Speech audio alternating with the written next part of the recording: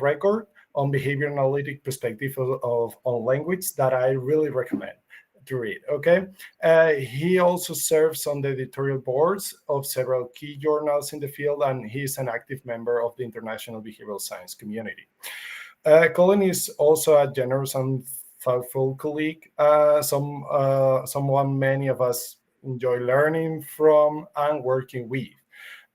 Today, he will be presenting his talk titled "Using RFT to develop analysis of political polarization," a topic that is super relevant for these days. Please join me in welcoming Dr. Colin Harte.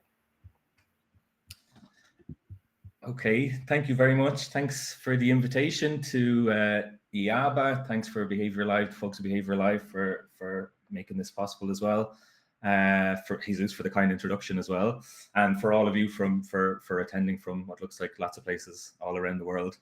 I'll try to make this as interesting an hour as possible. As Jesus mentioned, today I'm going to be talking you through how we've been developing conceptual and empirical analyses of political polarization and all the complexity, I guess, that involves. We're going to try to get through quite a lot of information, building bit by bit the complexity of our analysis as we go, exploring some experimental data, and at the end some experimental possibilities that arise from those analyses as well. There's a lot in there that we're going to try to get through. I should be able to get through it in about 50 minutes or so, all things going well. I don't start meandering or get too distracted by anything. And then we should have a little bit of time for questions as well, if possible too. But I'll stick my email as well at the end of the presentation. So if anybody wants or needs time to digest all of the stuff in the presentation, or wants to copy the slides or whatever, just let me know.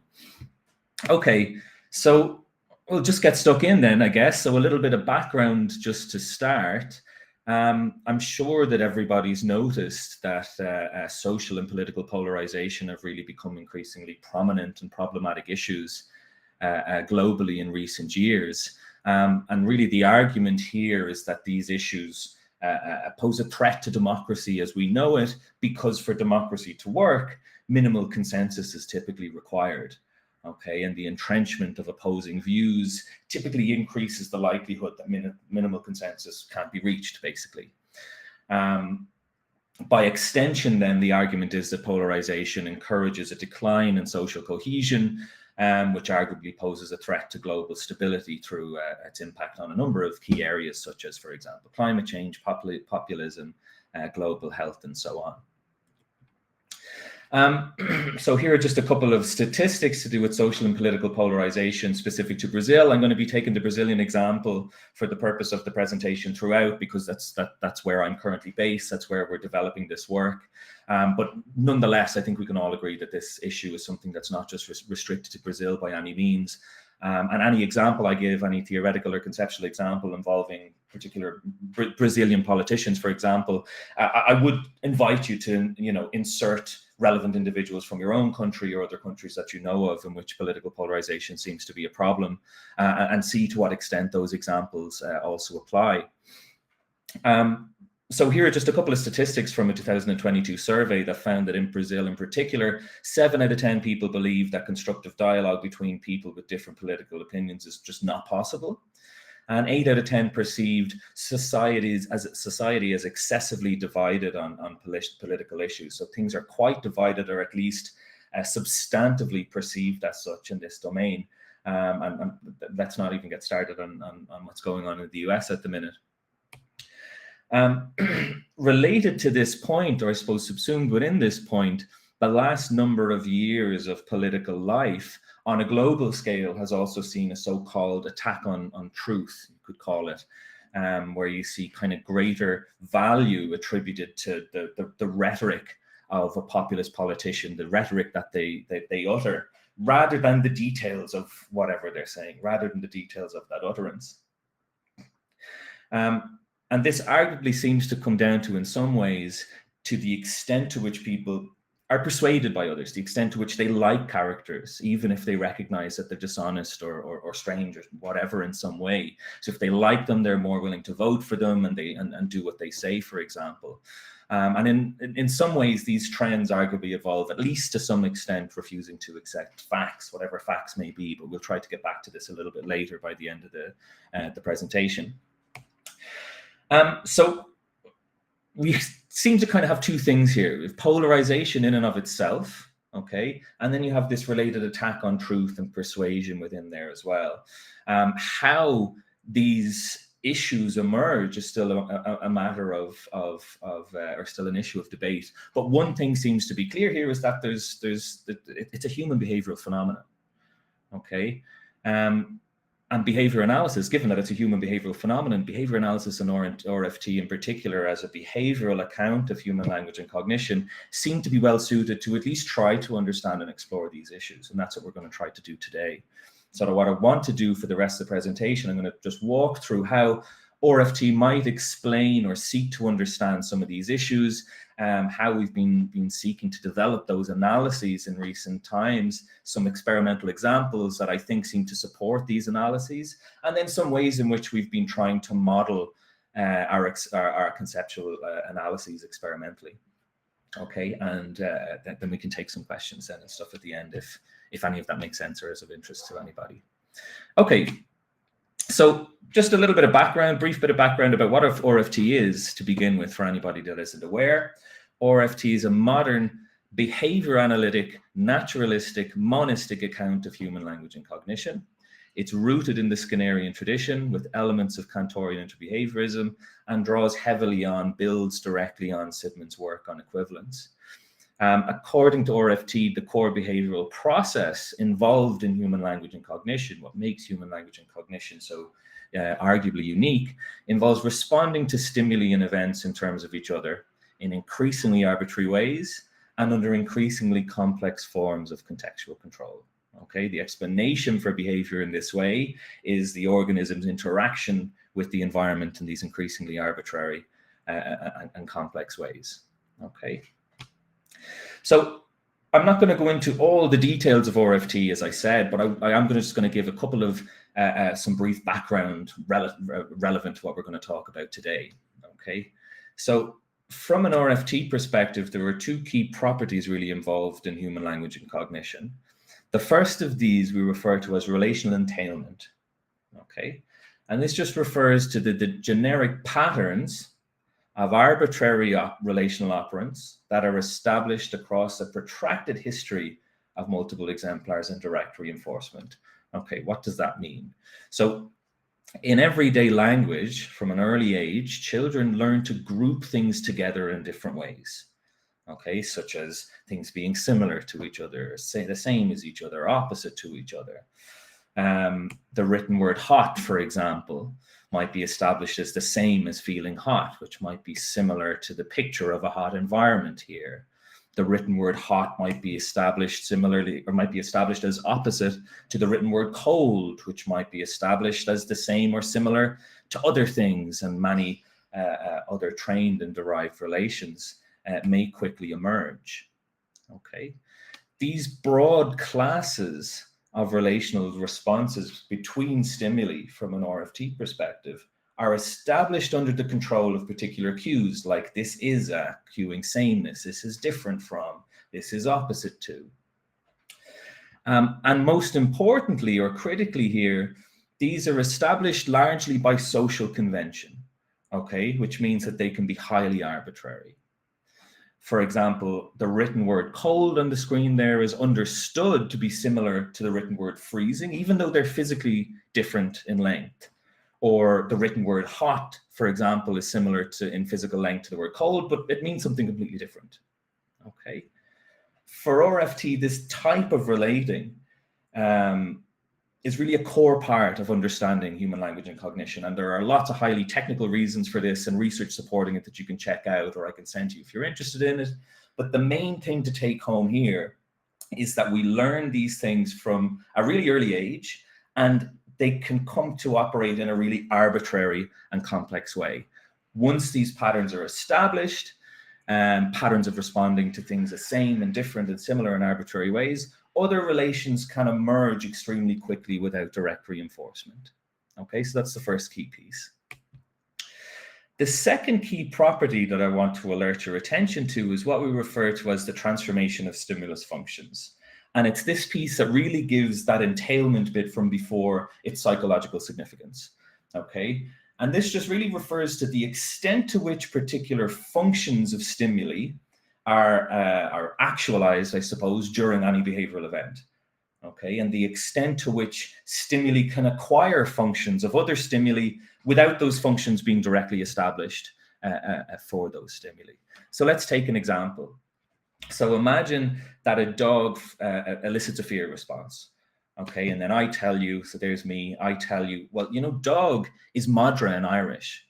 Okay, madra is the same word. Madra is the word for dog in Irish. And in Ireland, we actually have this massive madra called an Irish wolfhound. And I have one called Snoop right here.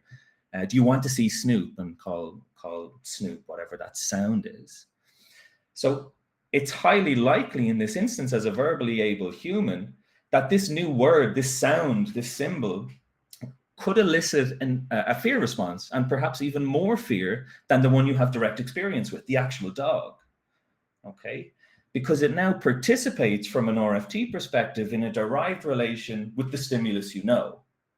Okay, and this effect is experimentally really well demonstrated with things like electric shock and skin conductance, whereby if you pair one stimulus with a shock and establish other stimuli as related to it in some way, presenting any of the related stimuli often produce skin conductance responses, even though they've never been paired with shock.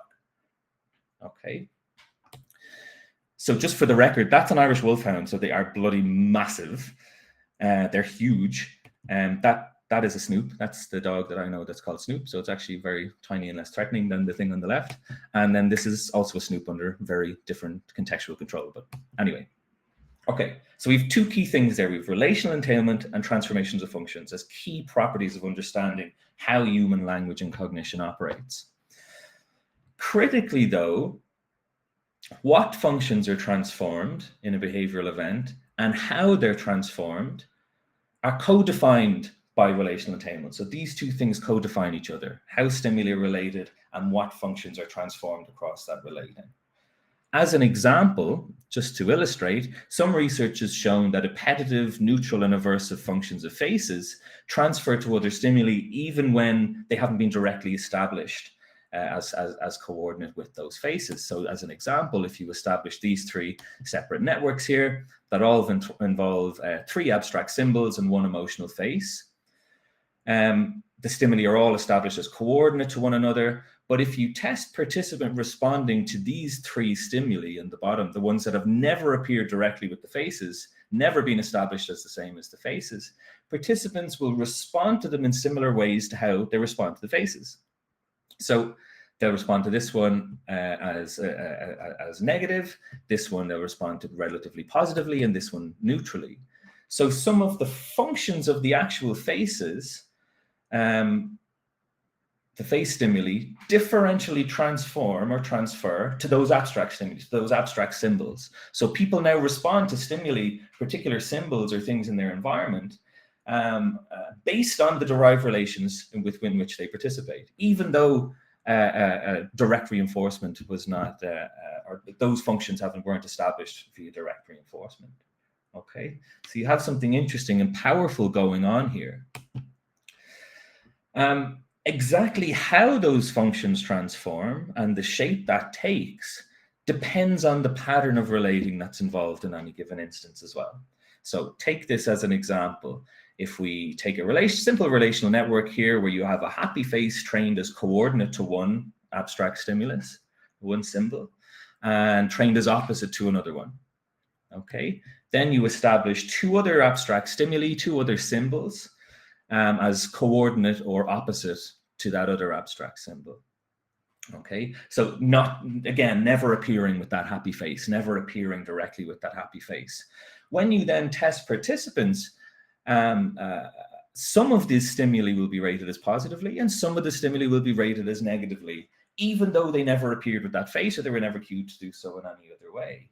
So the extent to which participants then respond to those symbols, those abstract symbols that didn't mean anything before, and the extent to which they evaluate them as positive or negative, is highly dependent on the abstract ways in which they're related to other stimuli, okay, through these elements, these properties of relational entailment and transformations of functions. So they can be very powerful features of human language and cognition.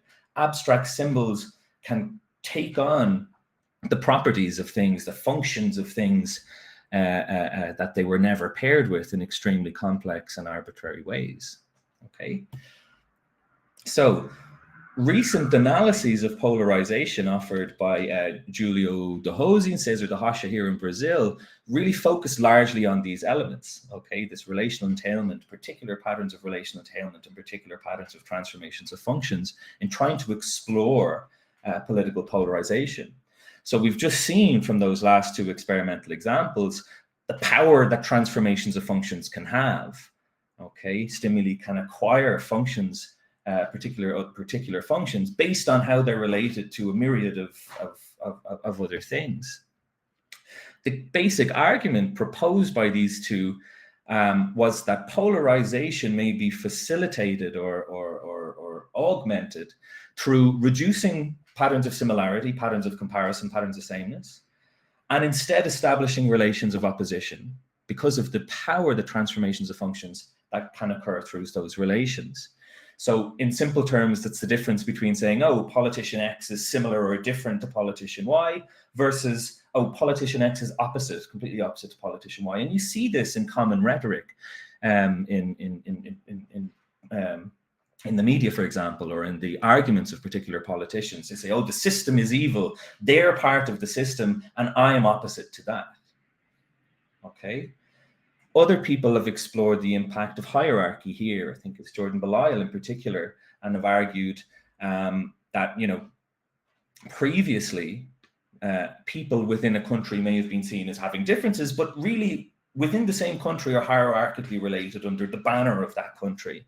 But more recently, that hierarchy, those relations of hierarchy have been eroded, okay, such that this containment isn't really actualized within these behavioral events, but rather replaced again with similar opposition responding. So if, for example, you know, they're not really American or Brazilian or European or what have you, but we are.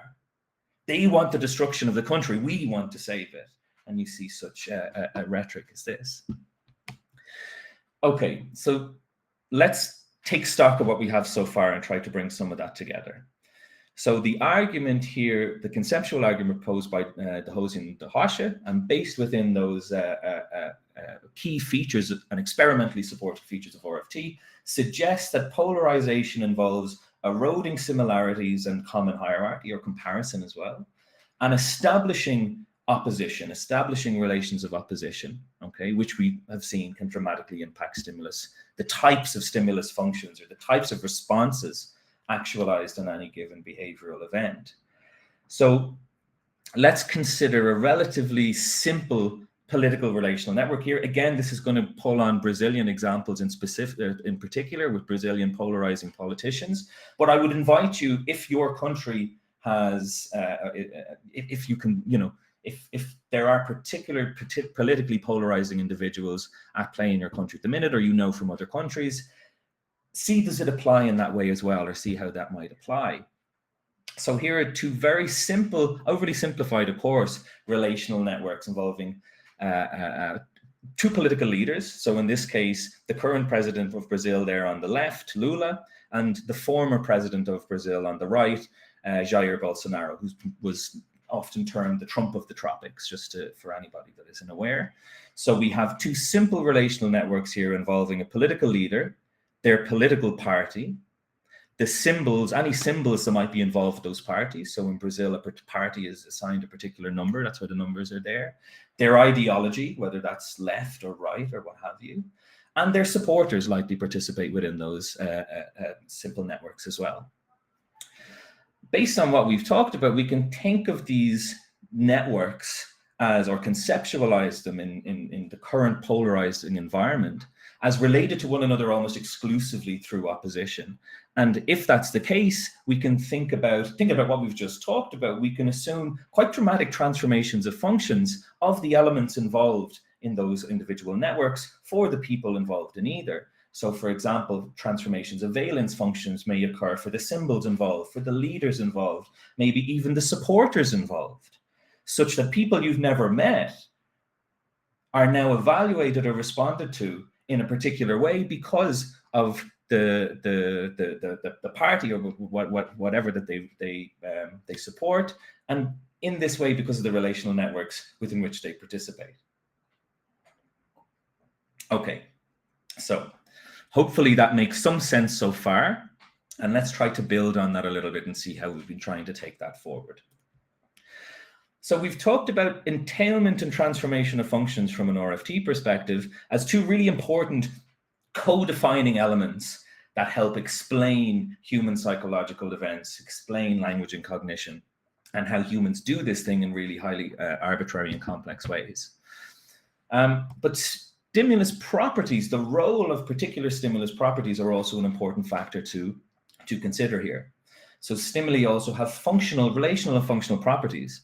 So for example, functional properties such as how salient they are, to what extent they stand out in your immediate environment, to what extent you respond to them as appetitive or aversive or in a neutral way, for example. So these functional properties can be actualized in any given behavioral event. And they're required essentially, like everything else from a behavior analytic perspective, from an RFT perspective, from a history of interacting with these stimuli in arbitrary ways based on social convention and in many different contextual circumstances. From an RFT perspective, based on experimental data and for our current purposes here, differential orienting and evoking functions, so how appetitive or aversive something is, or orienting to what extent it stands out, are really of particular interest. So let's take an example of what that might be. So consider the word apple here, which has been established as coordinate with an actual apple. Okay. The word we can think of as having a relational property, a stimulus property, relational stimulus property of coordination, because it's been established as coordinate to that thing, to that object. The word also has multiple functional properties, functional stimulus properties, that can be actualized or brought to bear in any given behavioral event. How quickly that word captures your attention, to what extent it evokes an appetitive or aversive response, to what extent you might start salivating, for example, when you see it. Okay, so stimulus, the role that stimulus properties, particular stimulus properties play, and in particular orienting and evoking stimulus properties, we're going to argue are going to be of particular importance here. So I'm going to talk now about a study, just one of a number of examples that explored the differential impact of stimulus orienting and evoking properties and how they can really differentially control responding even when a particular context doesn't ask them to, for lack of a better word. So just to give an example of what I'm getting at here. So if we take this gentleman here in the left, I think hopefully most people watching will know that that's B.F. Skinner. That's a picture of the gentleman himself, and that name, that written text, B.F. Skinner, is his name. So if I ask you, okay, I just want you to categorize and tell me, how strongly do you agree that this person, this picture represents that name, on a scale from 1 to 10, with strongly agree to strongly disagree, pretty much say that everyone would agree that they're the same thing. Okay, yeah, that's a 10. Yeah, I'd agree. We'd categorize them as the same. Now, if I show you this other gentleman, if anybody knows who this is Noam Chomsky. And if I ask you the same thing, so in terms of categorizing the photo, categorizing the name, we'd likely all agree, yeah, out of 1 out of 10, I'd strongly agree at 10 that this picture is the same as this name. So in these two situations, the relational properties of those stimuli of the relations involved are the same in this context. They're both the same. But just note that although I asked you only whether you agree that they're the same or not, you might have had some other responses. Okay, especially if you know who these two men are, or maybe you know who one of them is and not another. and especially maybe if you're familiar with the controversy and the arguments that took place between them regarding Skinner's book Verbal Behavior. So you might have oriented more readily towards one of the images than the other. You might have had an appetitive or aversive reaction or response to one or both of the images. Even though, note that I didn't ask you to evaluate them in any way, just to categorize them. The important point here is that regardless of whether you're just asked to categorize them, for example, the properties of those stimuli may have brought other responses to bear in that behavioral event. If you don't know who they are, if you don't know much about the story, you probably wouldn't have had this kind of reaction. Okay, but the important point to notice here is that the functional properties of these stimuli may bring to bear other responses, even when that's not cued in a given instance. So these, again, are the two politically polarizing figures that I spoke about before in Brazil. On the left, you have current President Lula, and the right, former President Bolsonaro. If there are any, I know there are some people from Brazil watching this, and again, even though I'd ask you the same thing, just categorize, do you agree those two things on the left are the same? Do you agree those two things on the right are the same? Even though I'm just asking this simple categorizational semantic question requiring that kind of a response, you'll probably have those other reactions. Okay, insert two politically polarizing figures yourselves from other contexts that you might know. Even though you might just be asked to categorize them in a purely semantic way, are these the only reactions that are brought to bear? Or are other stimulus properties brought to bear on your response, influencing or controlling to some degree your response? So to try and demonstrate or explore this, that's exactly what a study from Renato Bortolotti's lab did here in Minas Gerais in Brazil. Now, what participants were asked to do was just similar to what I just asked you to do there. Participants were just asked to respond to a task that simply required them to categorize the politician's name with the photo. Okay, so they simply had to confirm whether the name and the photo matched or didn't match, whether they were the same or different. But they had to do so under time pressure. They had to respond quickly. Okay, do these two things go together, yes or no? Same or different, same or different, same or different. But in principle, it should be a relatively simple task. Okay. As participants, Renato recruited two groups. Okay, supporters, self-proclaimed supporters of Lula, and self-proclaimed supporters of Bolsonaro. Okay. Nonetheless, since people are just asked to categorize the stimuli, then participants in both groups should be able to respond with equal speed to both politicians, in principle, if the relational properties of those stimuli are the main driver of those responses. However, if the orienting and evoking stimulus properties involved differentially impact responses, you should see differential patterns start to emerge. Okay. So again, there's a lot more detail in there, but hopefully you get the main idea of the experiment, or what the guys were trying to do here. Okay. So another detail of this experiment was that participants, as well as that task I just showed you, participants also completed a visual discrimination task while electrophysiological data was collected. Okay. So remember, the participants were self-identified supporters of these two politicians. And during this visual discrimination task, you're basically randomly presented with three faces. One is an unfamiliar male face, one is the current President Lula, and one is the former President Bolsonaro. The unfamiliar person appears most frequently, and then the other two are just interspersed throughout, okay? In one block of trials, participants are instructed to count the number of times one target is presented. So count the number of times Bolsonaro is presented and ignore the Lula figure. And in another block, then they're asked to do the opposite. So count the number of times Lula is presented and ignore the opposite. Okay, ignore the other figure, ignore Bolsonaro. Participants then completed an IRAP. So that categorizational task I just told you about under time pressure, in which they're, again, not asked to evaluate in any way, but just categorize the politician with their name. So the idea was, will we see the same, what kind of pattern will differential patterns emerge here? And if so, will that be taken to indicate that particular stimulus properties differentially control responses? for different people in different groups, or given that they're only asked to categorize, should you see relatively equal responding? So the question is, what pattern will you see here? Will those functions, those orienting and evoking stimulus properties impact differentially, for example, the responses of Lula supporters compared to Bolsonaro supporters, even though they're just asked this purely semantic task?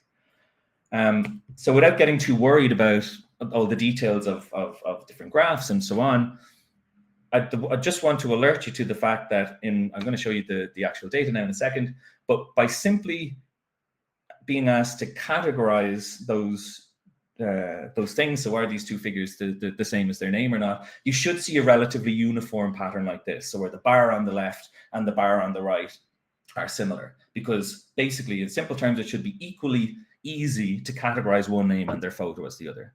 Okay, so if only the semantic properties of those stimuli were controlling participant responding, that's the kind of thing you should see. Okay, so these are the actual results. There's a lot on that screen. I just want you to focus first on the bars on the far left. Okay, so the immediate thing that you can see there is that they're certainly not equal. You don't get those equal patterns, but rather you see these differential patterns emerge that previous studies, many previous studies have shown us tend to be indicative of the differential impact of orienting and evoking stimulus properties, the extent to which the orienting functions of those stimuli, the evoking functions of the stimuli involved differentially control the responses you see.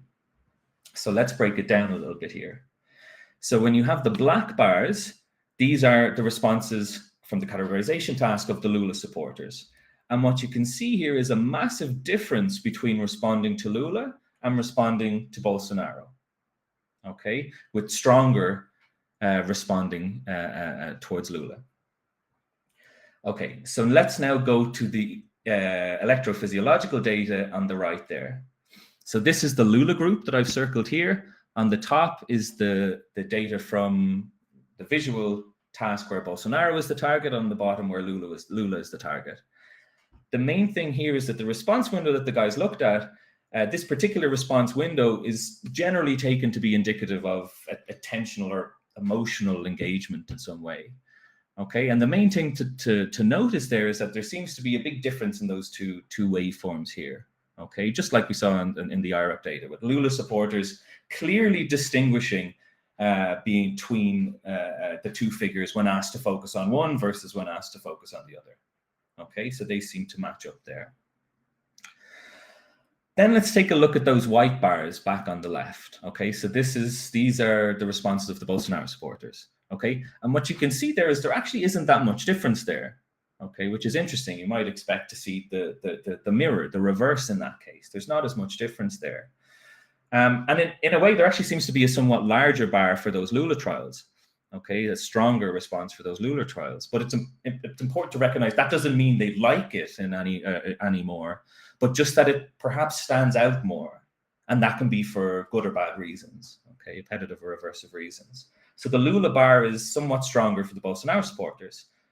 And we can talk about this a little bit later, but could that be a function of the types of polarizing behavior that we're talking about and the differences that you see between extreme right and extreme left individuals and supporters of these individuals? When we look at the EEG data there on the right and the group, the section for the Bolsonaro group, you can also see that it's different from the responses of the Lula supporters. Okay, so the Bolsonaro supporters are equally oriented to both characters. You don't see that same gap as you saw, or that same difference in the wavelengths as you saw on the left. So there's a clear discrimination here between target and distractor for the Lula supporters, but not as present for the Bolsonaro supporters. They are just as much orienting to that Lula figure as they are to the Bolsonaro figure. So potentially reflecting an equally strong attentional or emotional involvement for both of these leaders. And they seem to corroborate the effects that you see on the left in that categorization task that indicated differential orienting and evoking functions for those stimuli dependent on who somebody supported or what supporters were involved. Okay, and other research that we've conducted in this kind of way using other opposing groups or polarizing groups involving rival football teams, for example, have shown similar differential patterns, although not quite with the nuance that we see here. Again, we can talk about the nuances in that data a little bit later if you want, but the main thing here is that some interesting subtleties seem to be emerging that need to be taken into account when we think about the extent to which orienting and evoking properties of stimuli exert control over behavior in a particular behavioral event. So now what that data, amongst others, have shown is that orienting and evoking stimulus properties seem to play a role here, seem to play a big part in determining or defining behavioral events. So let's add that to what we had before and try to bring that all together, layer up a little bit beyond what we talked about before. Add these to our analyses of those simple relational networks we had. So what do we have now? We've complex relational networks, although these are relatively simplified versions, related through opposition, okay, to other networks, each with differential orienting. So we think of high orienting towards stimuli, maybe coordinated with a preferred candidate or leader, and differential appetitive or aversive evoking properties, okay? And just like we saw before with that earlier data, these properties of these functions also transform in any given behavioral event, okay, to control, determine whatever response is brought to bear. Now, critically, these precise elements, this analysis is defined in precise technical RFT terms, which means that we can then go on to manipulate and explore their impact on polarizing behavior, try to model these conceptual analyses in the experimental lab to see to what extent they fit versus not. So, you know, think about that previous study, think about the differential orienting and evoking properties that might be involved when responding to any stimuli. And then what that might mean for any stimuli related to them, defined through coordination or through opposition. Think about how they might differentially impact upon somebody's responses to somebody within a known group, somebody within an opposing, a politically polarized group. So the picture's starting to be filled out a little bit more, but you can see there's a lot of complexity there. There's a lot going on there. So let's think about what we have so far. How do we conceptualize that increasingly complex picture in RFT terms in a way that we can start to do something with? Okay, so what do we have so far in terms of the critical variables for conceptualizing these complex behavioral events and thinking about how we can change them, how we can manipulate them, how we can impact upon them? Okay, so what do we have? We have that relational entailment piece that we talked about earlier. So all the ways in which arbitrarily applicable relational responding, or the ways in which stimuli may be related to one another in increasingly arbitrary and complex ways. Okay, we had that relational entailment piece. We also had that critical transformation of functions piece, and now in particular, the role of orienting and evoking stimulus properties. So the extent to which a stimulating event is noticed, or the extent to which it stands out in the wider context. Okay, it's orienting properties. The extent to which a stimulating event is appetitive or aversive or neutral, perhaps. So it's evoking properties. Okay, and one other element that some previous researchers suggested is important that we haven't touched on so far is the motivating context within which all of these things participate. So that how motivational variables interact with all these things to impact upon all these things. Okay, so we'll talk about that and trying to get that in some more concrete terms in a second. But from an RFT perspective, in terms of our conceptual analysis, all of these elements are important and they interact with each other in a highly dynamic way. Okay, and hopefully that's clear from some of those experimental examples that we've explored. So from an RFT perspective, we can think about all human psychological events, okay, as involving these elements, okay, and this interaction between these elements, okay. And thinking about human language and cognition in this way generates a behavior analytic unit or a unit of analysis that we call the ROAM. So it involves relating, orienting, and evoking within this motivational context. So we see this relational activity is involved, is seen as interacting in a dynamic manner with the extent to which stimuli evoke particular responses, the extent to which that you notice them as humans navigate our verbal worlds.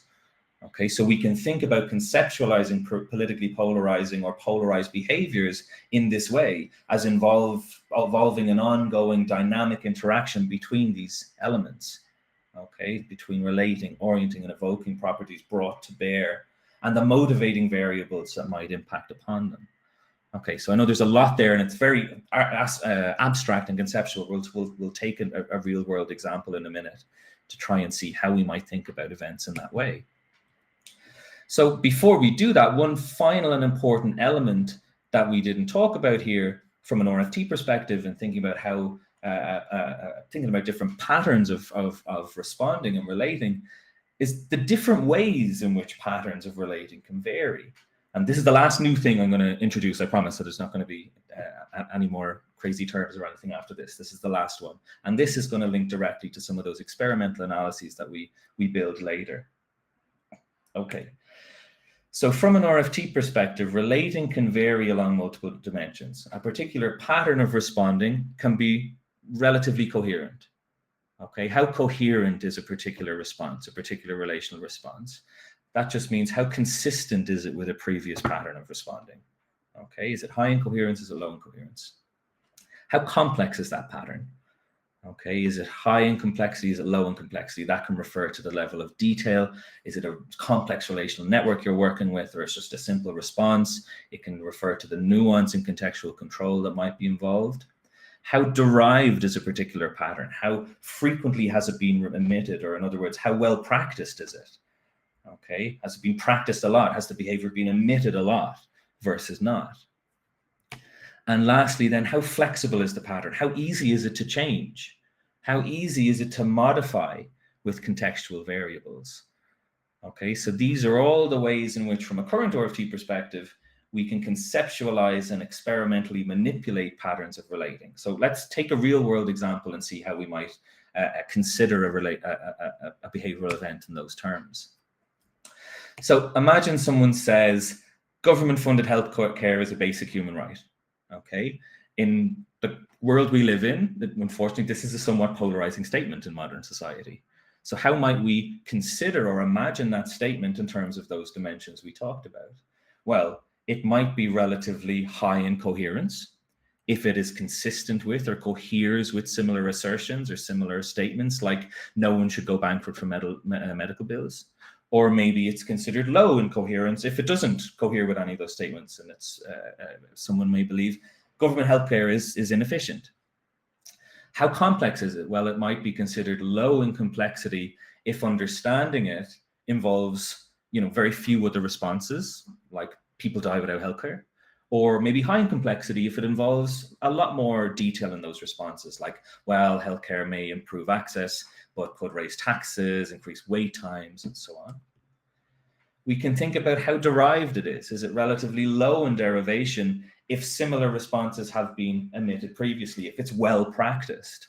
Or maybe it's high in derivation because it's a relatively novel response.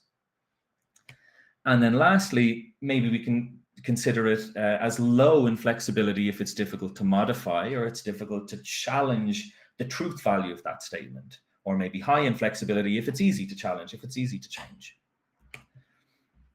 So when we think about our analysis of this complex behavior, political polarization, we can perhaps think about them in terms of dynamic networks that involve high coherence. So it's very high in coherence, low complexity, okay, low in derivation, this has been practiced a lot, emitted a lot, and low in flexibility because polarized attitudes are typically very hard to change. And what about these other elements that we know impact upon relating? Well, maybe some stimuli are stronger or maybe people in polarizing contexts or polarized contexts orient more strongly towards information about their preferred candidate. It's highly coherent. Orient towards information that's coherent. Or maybe orient less readily to information that's negative, okay, that's incoherent. How do we think about evoking functions? Well, maybe we would have stronger repetitive evoking for anything coherent with your own position and more aversive evoking responses for anything that challenges or that's incoherent with that position. What about motivation or motivating? So remember, that's the magnitude of the impact of any of these elements might be moderated by motivating variables. Think about how close an election is, for example, how close candidates are in the polls. What's the direct impact of individual, the issues at play for individuals, for example, raising taxes, that kind of a thing. So overall, we have, it seems complex, but we have all of these variables that we know are important for human psychological events, and we know we can build, model, and manipulate in the lab. With coherence, derivation, complexity, flexibility, that interact with and modulate other elements of the network in a dynamic way.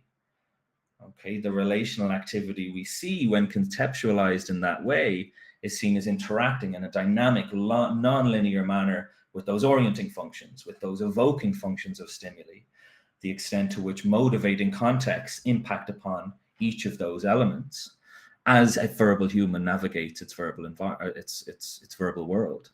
When we think about entrenched views in politically polarized context, we can think of how they perhaps likely emerge from really high coherence, patterns of behavior that are really high in coherence, really low in derivation, and really low in flexibility. They're really hard to change. We can think about perhaps where does dialogue potentially exist or come into play, potentially where we allow for complexity and novel derivations, as an example. Okay, so we can begin to analyze the behavior of interest here in this way. Okay, and importantly, as I said, these are all technical terms. These are all readily demonstrable in the experimental lab. Okay, so we can actually do something. We can build an analysis and we can test the extent to which those analyses hold or not. And for the last few minutes, for another 5 minutes, I'm just going to take some examples of how we've been starting to think about those things, previous research that may be useful here, and ideas for moving forward. Okay, so let's take what we have so far and revisit that first thing that's the second thing we'd also talked about, that attack on truth. So let's take what we have so far, the analysis that we've ran through here, and the variables we've considered to be particularly important, and let's try to apply them to a conceptual and then experimental analysis of that attack on truth, that persuasion that we mentioned at the beginning. How can we apply these RFT concepts to build an experimental analysis of this particular politically polarized phenomenon, and what might we have to do to undermine it? So let's just remind ourselves what we were talking about when we introduced this attack on truth. So we could see, in principle, in behavioral terms, this may be considered, it might be useful to think about this as the extent to which people follow advice or verbal rules provided by influential people. Okay, even when it comes at a cost or it's not consistent with lots of other things in the environment. So for example, when someone says they'll vote for a politician, not because what they're saying is true or factual in any way, or in any verifiable way, but simply because they say what you want to hear, even if you just suspect they won't deliver on their promises. This type of excessive control by verbal statements made by politicians can be thought of as a type of excessive or persistent rule following, just as an example. And although not in a politically polarizing context, we have conducted research in the last probably the last 6, 7, or 8 years, exploring the extent to which those variables I talked about before, those dimensions, how coherent, how complex, how derived rules are, may be useful in developing analyses of persistent rule following, the extent to which you do what you're told by someone, even if it's not beneficial to do so, or it's not coherent with other elements of the situation, of the context. So from an RFT perspective, excessive control by verbal rules can be thought of as involving derived relational networks. Okay, some of the networks like we've talked about before. And as I said, we've conducted a few studies, not in a politically polarizing context, but that have looked at the dynamics involved in persistent rule following in this kind. We found interesting things here, such as when participants derive a verbal rule, they're more likely to keep following it and persist with it the more often it was derived, even though that rule following may come at a cost. So the more you've practiced or derived a particular rule, participants were more likely to keep engaging in that behavior, even when the task contingency started saying, this is not working anymore, you're losing here. Another experiment found that the more participants derived a rule, the more they engaged with it and practiced it, the less impact that external feedback had on subsequent persistence. So the more practice it became, the more resistant it became, that pattern of responding became to any external feedback. Some other research found that previously established patterns, it was only possible to reverse them or undermine them and introduce alternative patterns of responding when the new patterns had been established as particularly coherent. So as I said, even though these examples aren't in a politically polarizing context, we can see how some of those issues may apply to those analyses. And what's interesting is that these findings seem to overlap, or at least connect with, broadly at least, other relevant research in other areas of psychology. So there's a lot of work conducted by a colleague of mine, Simone Mattavelli. He's a cognitive guy, but very sympathetic to the behavioral explanation, and is coming around in many ways. But anyway, so a lot of work that Simone has done has found that repetition increases the perceived truth value of statements from political sources. Okay, he's also found that repetition increases the perceived truth value of someone's own judgments and own stereotypes. The more something is repeated, the more likely they're to believe it's true. Now, we can think about these things within the behavioral terms, the RFT terms we've talked about before. What does repetition mean? Levels of derivation, perhaps, the extent to which a pattern is emitted and the extent to which that impacts upon subsequent behavior. Okay, so in the last couple of minutes here, I just want to consider an experimental example of a recent study that has explored this rule persistent or this rule following phenomena, or this phenomenon, I suppose, of differential speaker preference in rule following. So the extent to which we follow rules by other speakers, by other people, while targeting some of those dimensions, in particular targeting coherence here. So in this study, participants were presented with 3 different speakers, and those speakers were established as either being 100% coherent, so the things that they said were consistent with what happened previously. 50% coherent, the things that they said were sometimes correct and sometimes not. Or 0% coherent, in the sense that anything they said was never consistent with the feedback that was given. They were lying all the time, for example, in simpler terms. So within this task, when presented with a rule from speaker 1, participants would always receive a point for following that rule. Okay. When presented with a rule from speaker 2, they'd sometimes get reinforced for doing so, sometimes not.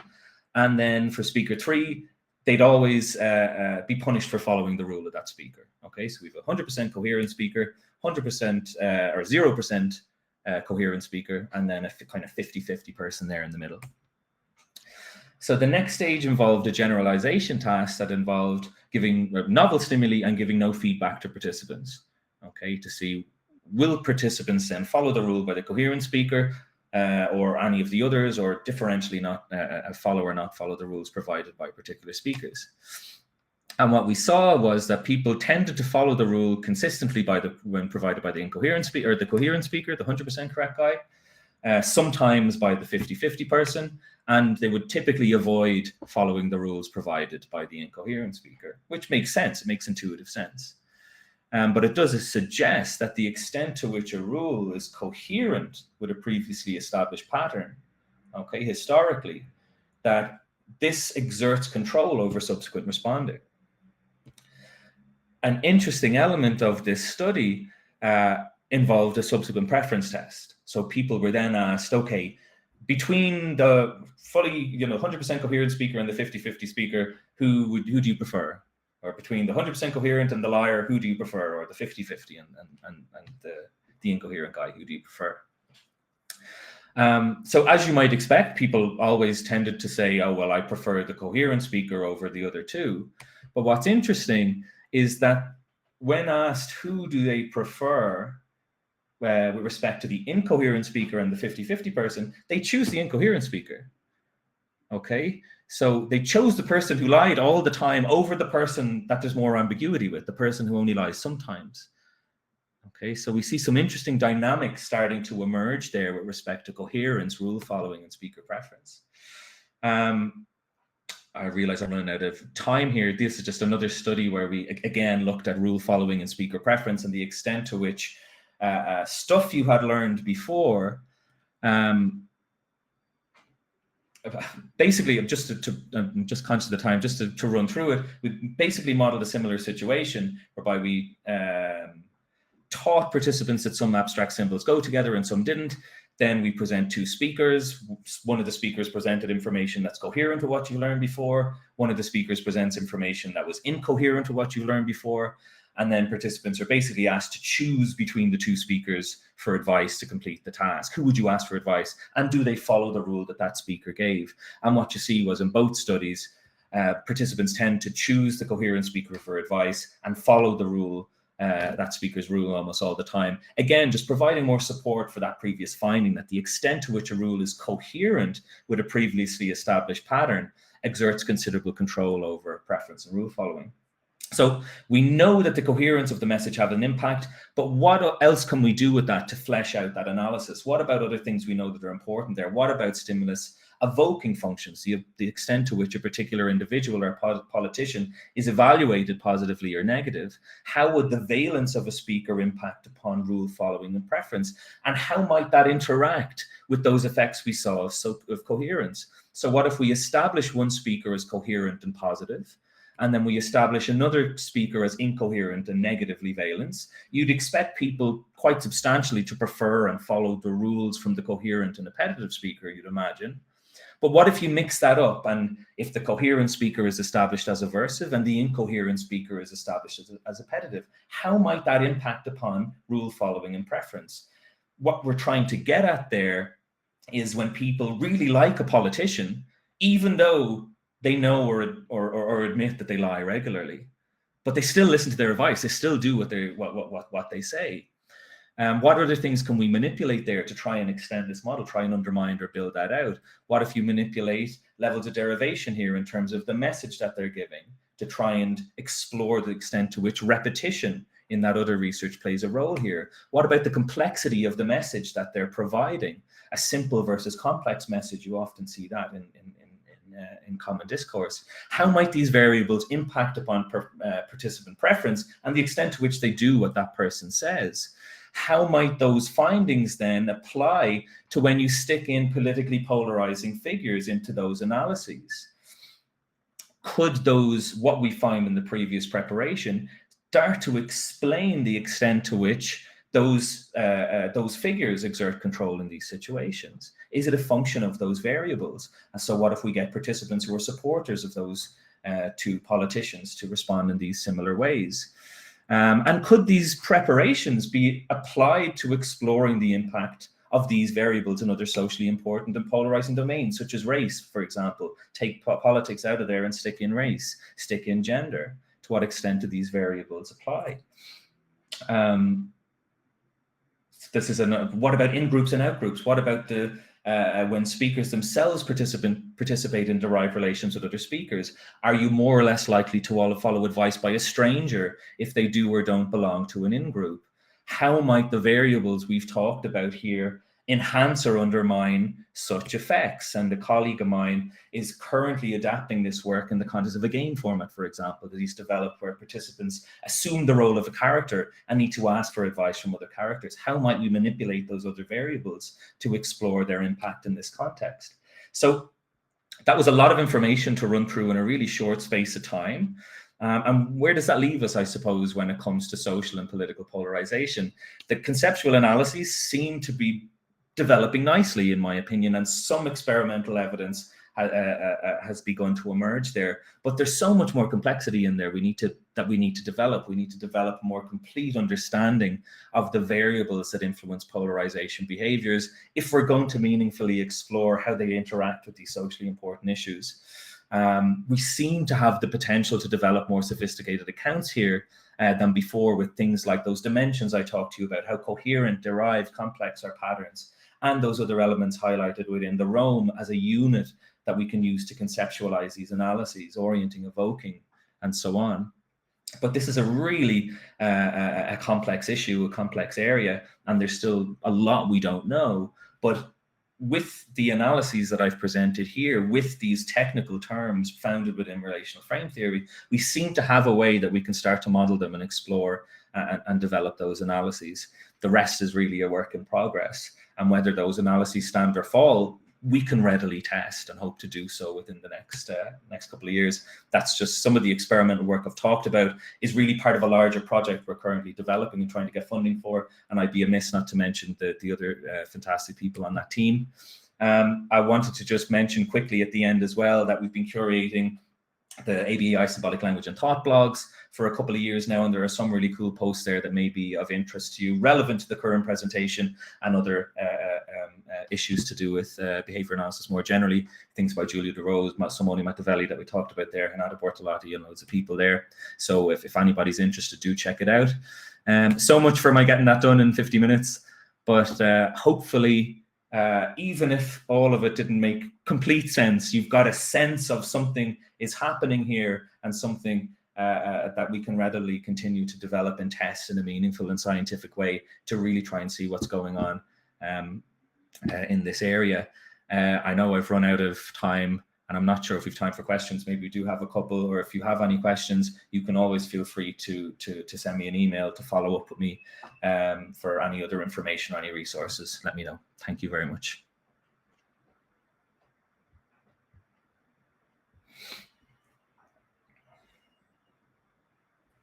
Okay, thanks, Alan. So we have some questions that I'm going to read to you. The first question is I think this for the relational coherence speaker preference study. Why do you think people prefer the constant liar to the 50-50 speaker? Yeah, I suppose that you'd probably be in a better position to answer that than I would. But the person that lies all the time, it's easier to predict what they're going to do, what you have to do in response to their advice. They lie all the time, so you know where they stand in many ways relative to the 50-50 guy. The guy that tells you or that is coherent some of the times and not others, it's much more harder to predict what to do in that situation or what the consequences of following that person's rule is going to be. Whereas the person that lies all the time, they may lie, but I know where I stand with them in many ways. The consequences of those responses are much more predictable and in a way largely coherent in a different way. They're massively coherent relative to that 50-50 speaker. So I think that's an interesting finding there that's worth exploring in other contexts. But that would be my guess as it currently stands. And I think we made that argument in the paper, Jesus, maybe in that in the discussion. Yeah. Also, we have another we have another question commentary. This is from Miguel Maciel. Hello, Miguel. So, considering the polarization idea, instead of using the RF for culturally loaded stimuli, have you tried using arbitrary stimuli with a training procedure that establishes them as opposites? I'm curious whether we will see the same orienting functions. Yeah, absolutely. No, we haven't tried that. That study that I showed you is the only one that I know of that really targets polarization in particular. I think, like you suggested, what would be interesting to do next is to try to model those behaviors using novel arbitrary stimuli, because you see really interesting things start to emerge there. One thing that we initially thought would emerge is that you'd see completely opposite, mirroring opposite responses, where the Lula supporters respond really strongly to Lula and not to Bolsonaro, which you saw, but the opposite direction for the Bolsonaro supporters. That's interesting. So there are clearly subtleties involved in the extent to which those individuals and the supporters of those individuals exert control over those responses. Can you model that then with novel symbols and stimuli? It seems like an obvious next step. We haven't done it yet, but it seems like an interesting way to go, because that's what you want to do in principle, isn't it? It's try to model these patterns then with arbitrary stimuli in novel context to see to what extent they hold and to what extent they don't, when you control for those learning histories. So we haven't done it, but I definitely think it would be an interesting way to go. I don't know, does that answer your question, or did I just ramble there? But Haven't done it. Yes, should. I think so. Yeah. There is no more questions so far. There's If a lot of you have, information. I imagine a lot of people are just like, what is going on? If anyone wants the slides or anything, by the way, I can send them. Or if anybody, when you have time to digest a little bit, if anybody has any questions that come up later, feel free to send me an email or get in touch in any way, and I can provide a lot more detail. It was a lot of stuff in one session. Was try to give you the sense of the richness of those analyses and how they're being developed. And I hope some of it made some little bit of sense, or like I said, at least you got a sense of what we're doing here and its potential. Perfect, Colin. And thank you for your presentation. Personally, I think this is a fantastic presentation and also super important topic for behavior analysis, not just for the experimental part that I'm interested, but also for the applied part of rule following and also the political polarization we have in different countries, and to what we can how we can support that from behavior analysis and the study of those phenomena. So thanks for your presentation, and thanks all of people that they join for this talk. We're super happy to have you here. Okay. Thanks very much, guys. Thanks for the invitation. Bye-bye. And chat to you again.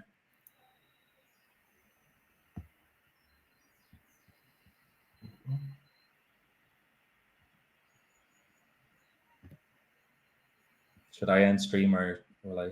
No, sure. Because I think that we are